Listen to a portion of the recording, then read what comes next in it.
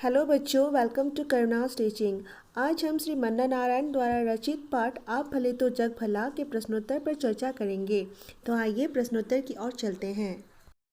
पहले भाग का प्रश्न है, सही विकल्प का चयन करो।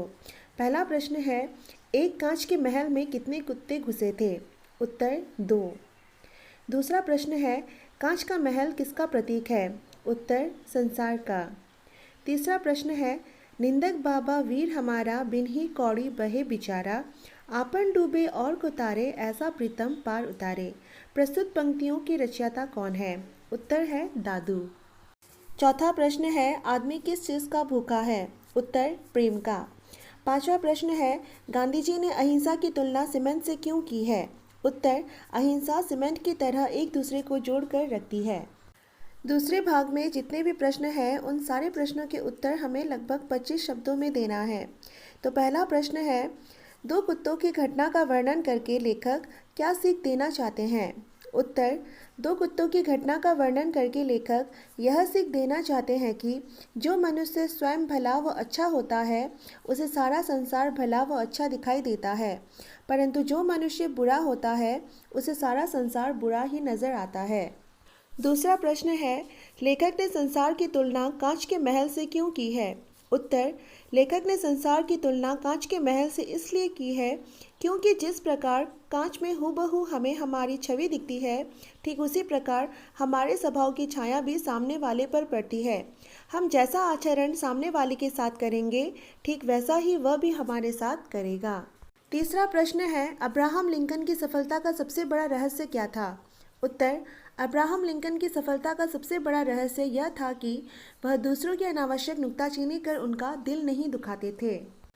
चौथा प्रश्न है, लेखक ने गांधी जी और सरदार पृथ्वी सिंह के उदाहरण क्या स्पष्ट करने के लिए दिए हैं? उत्तर, लेखक ने गांधी जी और सरदार पृथ्वी सिंह के उदाहरण यह स्पष्ट करने के लिए दिए हैं कि प्रेम और सहानुभूति से भटके हुए व्यक्ति को भी कुमार्ग से सन्मार्ग की ओर लाया जा सकता है। साथ ही यदि किसी से कभी कुछ भूल हो जाए तो उन्हें सुधरने का मौका भी देना चाहिए।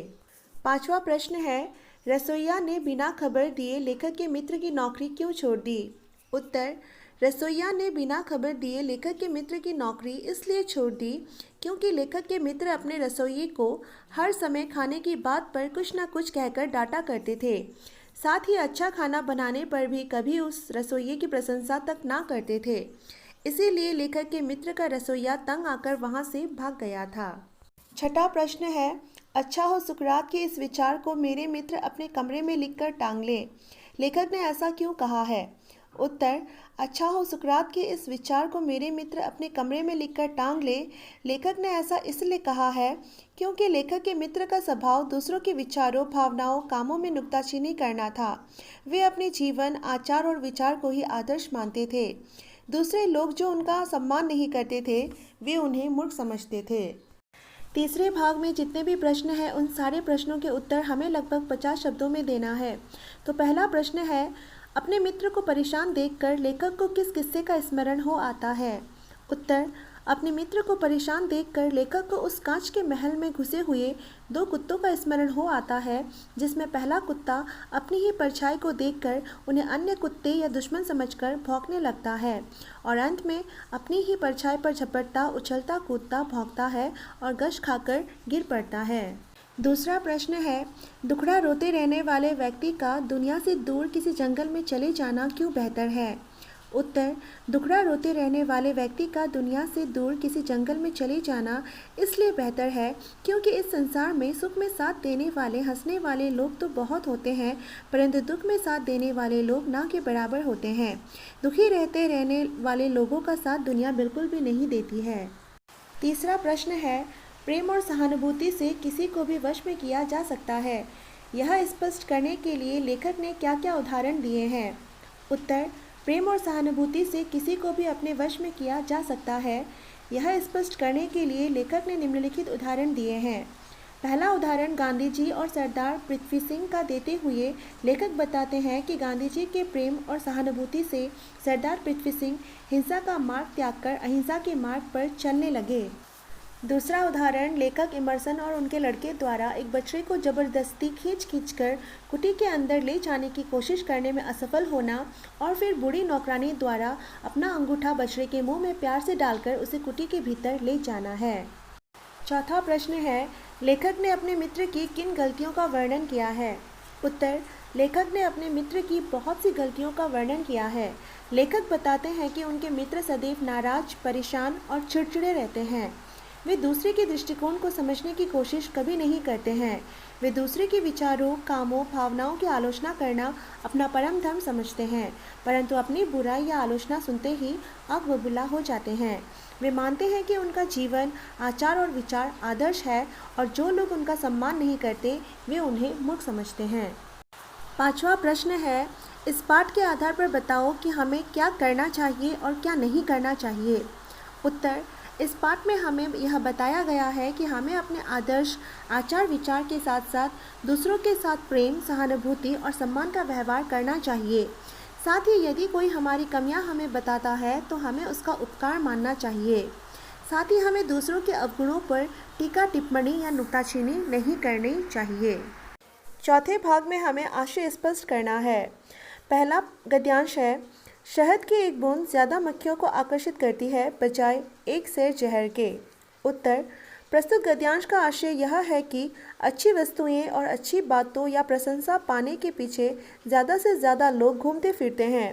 लोग अपने विषय में अच्छी बातों को सुनकर प्रसन्न होते हैं, किंतु वहीं दूसरी और खराब वस्तुएं, अपने बारे में बुराई, कमियां सुनना लोगों को बिल्कुल भी पसंद नहीं है। दूसरा गद्यांश है, लोग दूसरों की आंखों का तिनका तो देखते हैं पर अपनी आंख के शहतीर को नहीं देखते। उत्तर, प्रस्तुत गद्यांश का आशय यह है कि लोग दूसरों की छोटी से छोटी गलतियों व अवगुणों को भी तुरंत देख लेते हैं और उन्हें स्वयं सुधारने की कोशिश में लगे रहते हैं, परंतु अपनी बड़ी से बड़ी गलतियां व अवगुण उन्हें दिखाई नहीं देते हैं। हालांकि प्रत्येक व्यक्ति से गलतियां होती ही हैं, इसलिए दूसरों को सुधारने से अच्छा है पहले हम स्वयं को सुधारें। तीसरा गद्यांश है, जो मूर्ख है और जानता है कि वह मूर्ख है वह ज्ञानी है, पर जो मूर्ख है और नहीं जानता कि वह मूर्ख है वह सबसे बड़ा मूर्ख है। उत्तर, प्रस्तुत गद्यांश का आशय यह है कि जो इंसान जानता है कि उसके अंदर कुछ कमियां, खोट, बुराई है और वह उसे सुधारने की कोशिश करता है तो वह इंसान ही असल ज़िंदगी में ज्ञानी व बुद्धिमान है, परंतु जो इंसान अपनी बुराइयों को जानते हुए भी उन्हें सुधारने का प्रयास ना करके दूसरों में खोट व कमियां निकालता है तो असल ज़िंदगी में वह इंसान सबसे बड़ा मूर्ख है। भाषा एवं व्याकरण ज्ञान का पहला प्रश्न है, निम्नलिखित शब्दों में अंतर समझते हुए उच्चारण करो और उनका वाक्य प्रयोग करो। पहला शब्द है जरा। जरा का अर्थ है बुढ़ापा। वाक्य प्रयोग, जरा अवस्था जीवन की प्रत्येक शक्ति सोख लेती है। दूसरा शब्द है ज़रा। इस ज़रा का अर्थ है थोड़ा सा। जंगल में ज़रा संभल कर जाना।